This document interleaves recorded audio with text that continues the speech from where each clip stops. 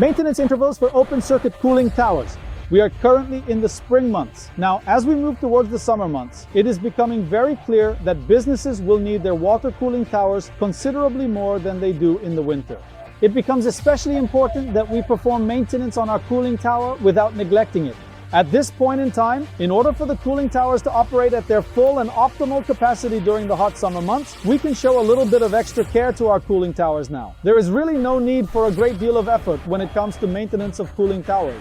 If we list these items from top to bottom, the general condition of the motors, the current oil level in the gearboxes, the connection and vibration status of the fans, and as we move further down, whether or not you have any missing drift eliminators, these are all important things that you can very easily check visually. In the next lower section, are there any visible leaks, cracks, or perhaps any missing cooling tower nozzles in the water distribution system? Through the observation window located just below, it is quite easy to determine whether the fill has a completely uniform surface and to detect the degree of clogging that may be present in the fill. You can most easily and effectively detect clogging in the fill by carefully observing whether the water falling into the basin is being evenly and consistently distributed, very much like a gentle rainfall. If there is a noticeable concentration of water at a certain point, this will strongly indicate either that the fill material in your cooling tower is clogged and channeling the water in one single direction, or that there is a burst, a crack, or a break somewhere in the water distribution system. After checking the condition of the float in the basin as well, I am confident that you will be able to successfully handle this maintenance period with relative ease. The parts of cooling towers that require the most maintenance are the fill systems.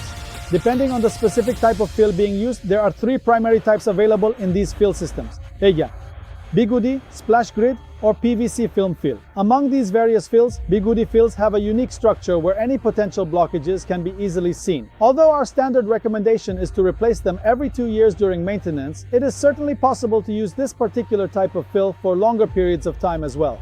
You can clean this type of fill with pressurized water from above or below. However, as I mentioned, our recommendation is to completely replace them every 2 years.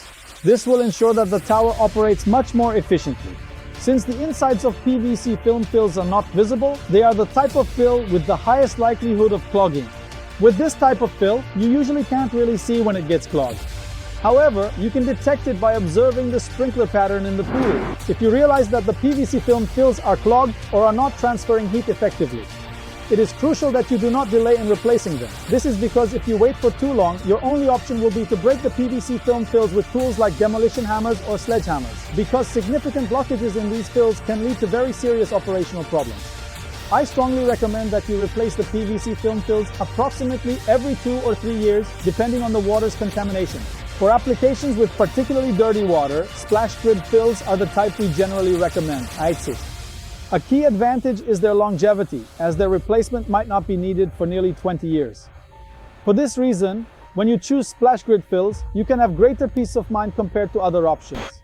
It's also important to remember that as we move from spring into summer, the water temperatures in your cooling towers will naturally increase. This will cause bacteria and algae in the water to appear in much greater quantities than usual. At this point, we strongly recommend that you consult with your chemical supplier and keep the use of biocides and other related chemicals actively under control. Otherwise, you can expect both significant clogging in your fill material and even a complete blockage of your system by these bacteria and algae.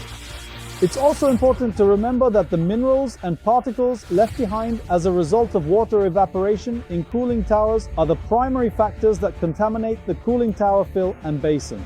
As a result of this contamination, clogging of your fill material is a very natural outcome.